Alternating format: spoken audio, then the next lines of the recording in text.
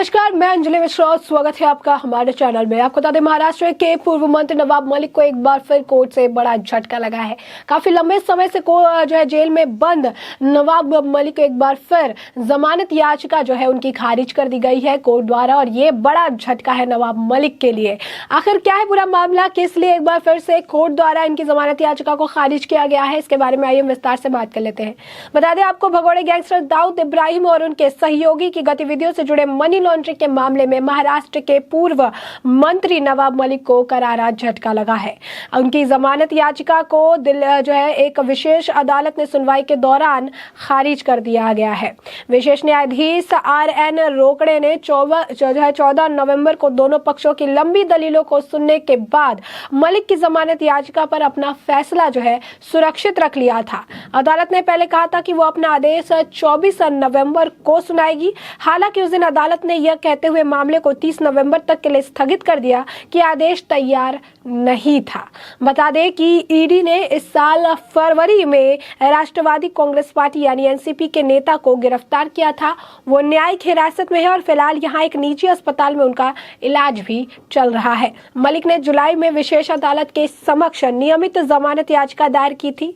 NCP के नेता ने यह कहते हुए जमानत याचिका जो है दायर की थी कि मनी लॉन्ड्रिंग में उन पर मुकदमा चलाने के लिए उनके खिलाफ कोई विधेय अपराध नहीं है। हालांकि ईडी ने इसका विरोध कर दिया। ईडी ने दावा किया कि आरोपी दाऊद इब्राहिम और उनकी बहन हसीना पारकर के साथ काम कर रहा था और उसके निर्दोष होने का कोई सवाल ही नहीं है। मलिक के खिलाफ ईडी का मामला जो है NIA द्वारा दाऊद इब्राहिम एक नियमित विश्व आतंकवादी और 1993 में हुए मुंबई बम ब्लास्ट मामले से प्रमुख आरोपी और उसके सहयोगी के खिलाफ गैर कानूनी गतिविधि रोकथाम अधिनियम के तहत दायर प्राथमिकी पर आधारित है। बता दें आपको कि उस वक्त महाराष्ट्र के जो मुख्यमंत्री रहे थे देवेंद्र फडणवीस की अगर बात करें, उद्धव ठाकरे के मंत्रिमंडल में थे, यानी महाविकास आघाड़ी की सरकार थी।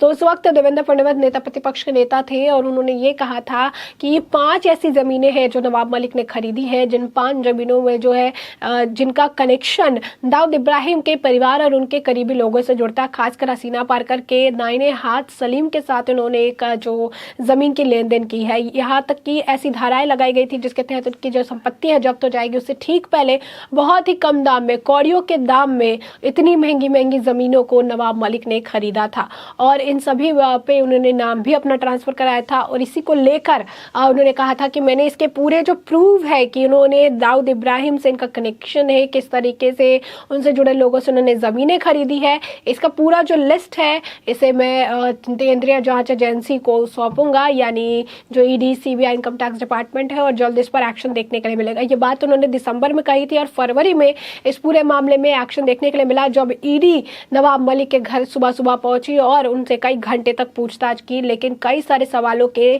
संतोषजनक जवाब नवाब मलिक नहीं दे पाए। उन्होंने मामले को घुमाने का प्रयास किया, लेकिन उसके बाद भी वो सवाल का जवाब नहीं दे पाए, जिसके बाद उन्हें पूछताछ करने के लिए दफ्तर ले जाया गया और वहां पर सवालों के जवाब न देने और सहयोग न करने के आरोप में फिर उन्हें गिरफ्तार कर लिया गया था। इसके बाद लगातार उनकी पेशी होती रही कोर्ट में, रिमांड पर उनकी बढ़ती रही और इसके बाद आज के वक्त में उनकी जितनी भी जमानत याचिका है वो एक के बाद एक खारिज की जा रही है। बता दें, नवाब मलिक ने उस वक्त भी ये कहा था कि मैं झुकूंगा नहीं, मैं लड़ते रहूंगा।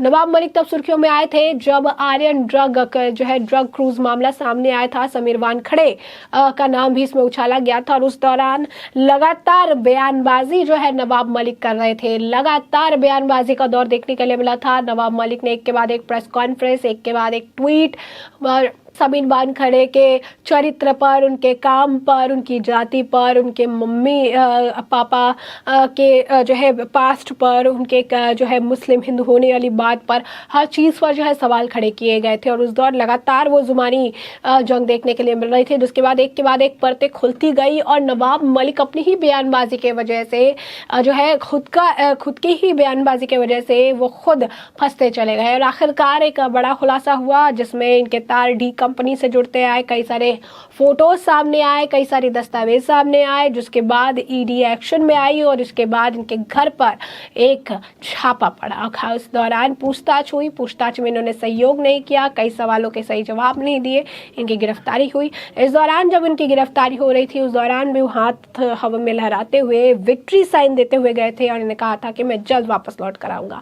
लेकिन वो तब का दिन था, यानी फरवरी 2022 की बात कर रहे हैं और आज के दिन नवंबर खत्म हो रहा है, नवंबर 2022, और इतना लंबा अंतराल, इतना लंबा एक समय हो चुका है और हमेशा इस दौरान जितनी बार भी कोर्ट में डेट्स पड़ी है उतनी बार आपको बता दें कि इनके जमानत याचिका को खारिज किया गया है, इस बेसिस पे कि इनके तार साफ तौर पर डी कंपनी के साथ जुड़ते हैं। इन्होंने चीजें ऐसी की है जिनके जो जवाब इनके पास नहीं है। इतनी महंगी जमीनों को इन कौड़ियों के दाम में कैसे खरीदा है, कई सवाल हैं जिनको लेकर जांच लगातार बढ़ा हुआ है, जांच का दायरा बढ़ाया गया है। ईडी ने भी अपने तरफ से बड़े दावे किए थे कि 1993 बम ब्लास्ट में जुड़े हुए दाऊद इब्राहिम, उनकी बहन हसीना पारखर और उनसे जुड़े हुए सलीम से इन्होंने जमीनें खरीदी थी और इसका प्रमाण सामने है, तो इसीलिए इनके बेगुनाह होने का कोई सबूत है ही नहीं। जबकि नवाब मलिक ने हमेशा कोर्ट में यही दलील दी कि मुझे गिरफ्तार करने का इनके पास कोई स्टैंड नहीं था, इन्होंने पॉलिटिकली मोटिवेटेड होकर मुझे गिरफ्तार किया।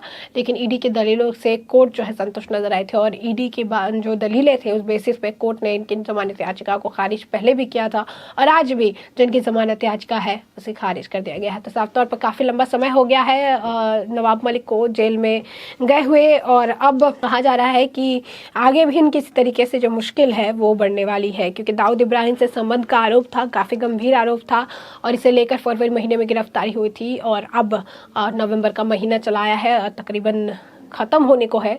तो ये जो समय है इन्होंने अपने जेल में ही जो है बिताया है। ऐसे में आपको बता दें कि मुंबई की जो एक विशेष अदालत है उन्होंने माफिया सरगना दाऊद इब्राहिम और उनके सहयोगी की गतिविधियों से जुड़े धन शोधन के मामले में महाराष्ट्र के पूर्व मंत्री नवाब मलिक को बुधवार को जमानत यानी आज जमानत देने से इनकार कर दिया है। विशेष न्यायाधीश RN रोकड़े ने मलिक की जमानत याचिका खारिज की, विस्तृत आदेश बाद में उपलब्ध कराया जाएगा। अदालत ने मलिक की जमानत याचिका पर दोनों पक्षों की लंबी दलीलें सुनने के बाद 14 नवंबर को अपना जो आदेश है उसे सुरक्षित रख लिया था। ये कहा था कि आदेश अभी तैयार नहीं है, जिसके बाद आज उस पर आदेश देते हुए उन्होंने जमानत याचिका को खारिज कर दिया है। ईडी ने इस साल फरवरी में एनसीपी के नेता मलिक को गिरफ्तार किया था। वो न्यायिक हिरासत में है और अभी उनका यहाँ एक निजी अस्पताल में इलाज चल रहा है।